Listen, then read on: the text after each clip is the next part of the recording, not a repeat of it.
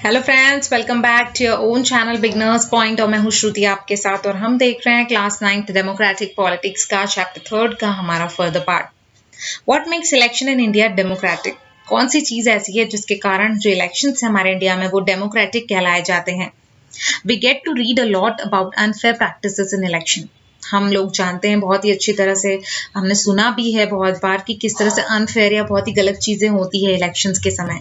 Newspaper and television reports often refer to such allegations. बहुत सी बार newspapers या radios में या टेलीविजन पे आपको देखने को मिलता है, रिपोर्ट्स में आपको पता चलता है कि किस तरह से इस तरह के एलिगेशंस किए जाते हैं।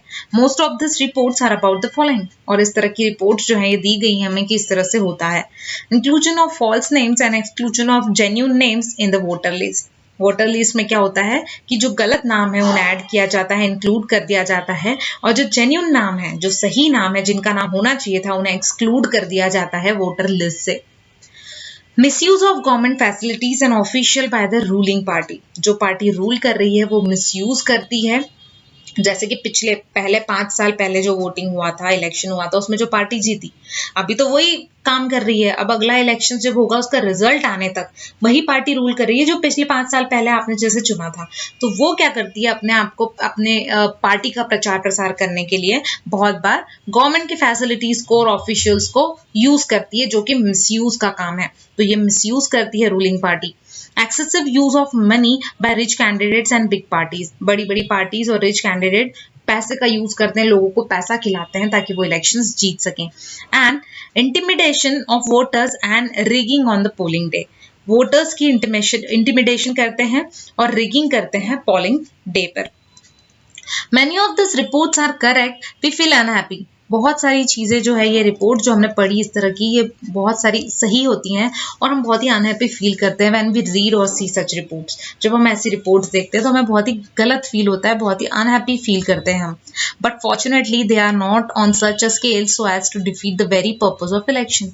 लेकिन क्या करें, ये जो होती है चीज़ें, ये on such a scale, not on such a scale so as to defeat a very purpose of election. जो डिफीट हम नहीं कर सकते उस वेरी पर्पज के लिए इलेक्शन के। This become clear if we ask a basic question. और ये चीज बहुत ही क्लियर हो जाएगी अगर हम बेसिक क्वेश्चन पूछें तो, can a party win an election and come to power not because it has a popular support but through electoral malpractices? अगर हम इसके बारे में सोचें कि अगर कोई पार्टी है जिसके पास में पॉपुलर सपोर्ट तो है, मतलब यहाँ कह सकते पॉपुलर सपोर्ट तो नहीं है, बट इलेक्टोरल माल प्रैक्टिसेस वो बहुत ज्यादा कर रहा है, मतलब गलत पैसा खिला कर लोगों को या गलत माल प्रैक्टिसेस करके, वो क्या कोई भी पार्टी जीत सकती है? This is a vital question. ये बहुत ही इंपॉर्टेंट क्वेश्चन है। वाइटल का मतलब इंपॉर्टेंट होता है। Let us carefully examine various aspects of this question. इसका आंसर जानने के लिए कुछ एस्पेक्ट्स हमें दिए हैं जो जानना बहुत जरूरी है। Independent election commission. One simple way of checking whether elections are fair or not is to look at who conducts the election. सबसे पहली चीज तो ये है कि अगर आपको जानना है कि आपके इलेक्शंस फेयर हुए हैं या नहीं, तो इसके लिए आपको ये इलेक्शंस किसने कंडक्ट किए ये जानना बहुत जरूरी है। Are they independent of the government? क्या वो गवर्नमेंट के अलग है, गवर्नमेंट से अलग इंडिपेंडेंट है? मतलब इलेक्शंस जिसने करवाए हैं, अगर जो रूलिंग पार्टी पहले से काम करते करते आ रही है और उसी के ग्रुप में या उसी के लोगों में से ही ये जो हमारा नया इलेक्शन है वो हेल्ड हो रहा है, या इलेक्शन उन्हीं ग्रुप में से किसी ने करवाया है, तो डेफिनेटली वो ऐसा कुछ ना कुछ करेंगे जिससे वो जो रूलिंग पार्टी है वही अगली बार फिर जीत के आए। तो इंडिपेंडेंट इलेक्शन कमीशन होना चाहिए, मतलब जो रूलिंग पार्टी है उसका कोई भी मेंबर इस इलेक्शन कमीशन में ना हो। और कैन द गवर्नमेंट और अ रूलिंग पार्टी इन्फ्लुएंस और प्रेशराइज देम? या फिर कोई गवर्नमेंट या रूलिंग पार्टी उन्हें प्रेशराइज कर रही है, ऐसे कोई लोग हैं उसमें? Do they have enough powers to be able to conduct free and fair election? क्या जिन्होंने इलेक्शन हेल्ड करवाए हैं, इलेक्शंस करवाए हैं, वो लोग, इतना उनके अंदर पावर है, इतना उनके अंदर कह सकते हैं कि इनफ पावर, या वो एबल हैं कंडक्ट करने के लिए कि फ्री और फेयर इलेक्शंस करवाएंगे? Do they actually use this power? वो सच में अपनी पावर्स का यूज कर रहे हैं अच्छी तरह कैसे? The answer to all this question is quite positive for our country. हमारी कंट्री के लिए इसका आंसर बिल्कुल पॉजिटिव है। In our country elections are conducted by an independent and very powerful election commission. हमारी कंट्री में एक इंडिपेंडेंट पावर जो है, इंडिपेंडेंट इलेक्शन कमीशन की एक ग्रुप बनाया गया है जिसके थ्रू ही इलेक्शंस हेल्ड होते हैं। It enjoys the same kind of independence that judiciary enjoys, और वो किसी के भी दबाव में नहीं आते।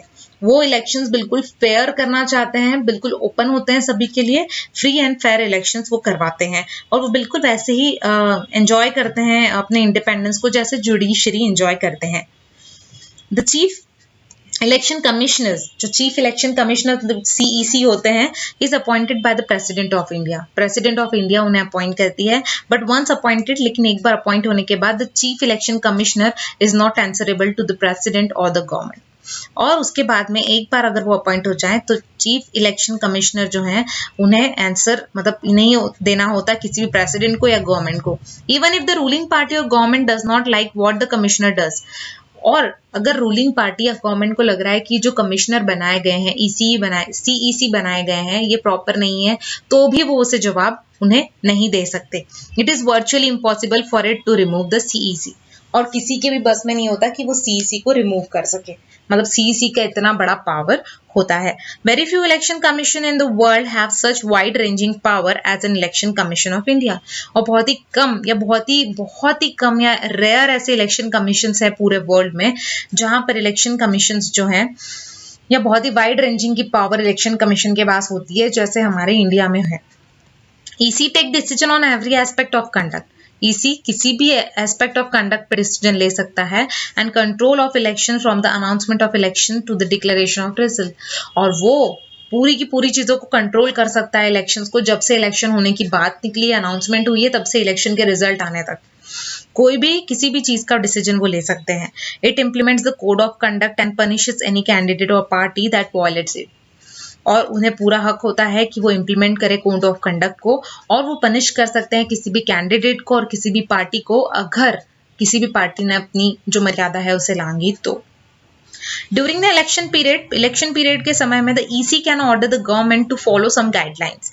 EC जो है गवर्नमेंट को ऑर्डर करती हैं कि कुछ गाइडलाइंस को उन्हें फॉलो करना है, to prevent use and misuse of government power, ताकि वो गवर्नमेंट जो है वो मिसयूज ना कर सके गवर्नमेंट पावर का, to enhance its chance to win elections.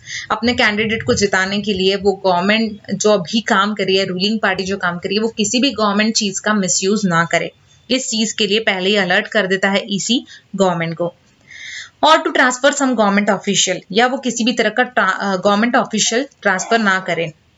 When on election duty, जब इलेक्शन ड्यूटी पे होते हैं, government offices work under the control of EC। Government offices EC के अंडर कंट्रोल काम करते हैं, एंड नॉट द गवर्नमेंट के अंडर में नहीं करते। इन द लास्ट 25 years और सो, पिछले 25 सालों में या अभी मतलब पिछले 25 सालों में देखें तो election commission has begin to exercise all its power and even expand them. Election commission EC ने अपनी सारी की सारी पावर्स जो है उसे एक्सरसाइज की है और बढ़ाई भी है। It is very common now for election commission to reprimed the government and administration for their lapse, और ये बहुत ही कॉमन हो गया है अब इलेक्शन कमीशन के लिए कि वो गवर्नमेंट को रिप्राइम कर सकती है और एडमिनिस्ट्रेशन को उनके लैप्सेस के लिए, जो भी गलतियां या लैप्स उन्होंने किए हैं उस चीज के लिए वो उन्हें रिप्राइम कर सकती है। When election officials come to the opinion, जब इलेक्शन ऑफिशियल्स जो हैं ओपिनियन पे आते हैं that polling was not fair in some booths और even an entire constituencies, they ordered repoll. जब ऐसा कुछ सुनने में आता है EC को कि कहीं पे कोई पोलिंग बूथ पर फेयर नहीं हुआ है, इलेक्शन फेयर नहीं हुआ है, वोटिंग फेयर नहीं हुई है, एंटायर कॉन्स्टिट्यूएंसी में फेयर नहीं हुई है, तो उन्हें ऑर्डर दिया जाता है कि वो फिर से रीपोल करवाएं या फिर से वोटिंग करवाएं।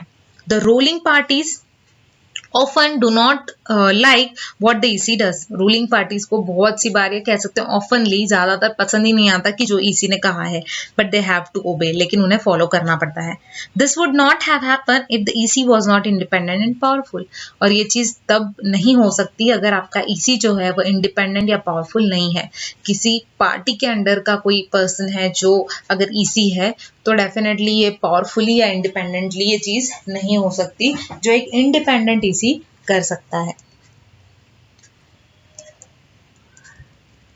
EC issue notification constituting 14th Lok Sabha, इस तरह की दो चीजें हमें दिए यहाँ पर कह सकते हैं बताया गया हमें नीचे की read this headlines carefully and identify which power are use by the election commission in each instance to ensure free and fair elections.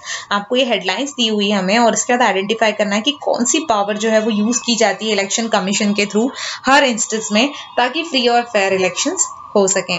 तो दोस्तों यहाँ तक हमारा ये चैप्टर कंप्लीट होता है। फर्दर चैप्टर के लिए मेरा अगला वीडियो देखना ना भूलें और अगर आपको मेरा ये वीडियो पसंद आया है तो प्लीज मेरे चैनल को सब्सक्राइब करें और वीडियो को लाइक करना ना भूलें। Thank you so much. Thanks lot.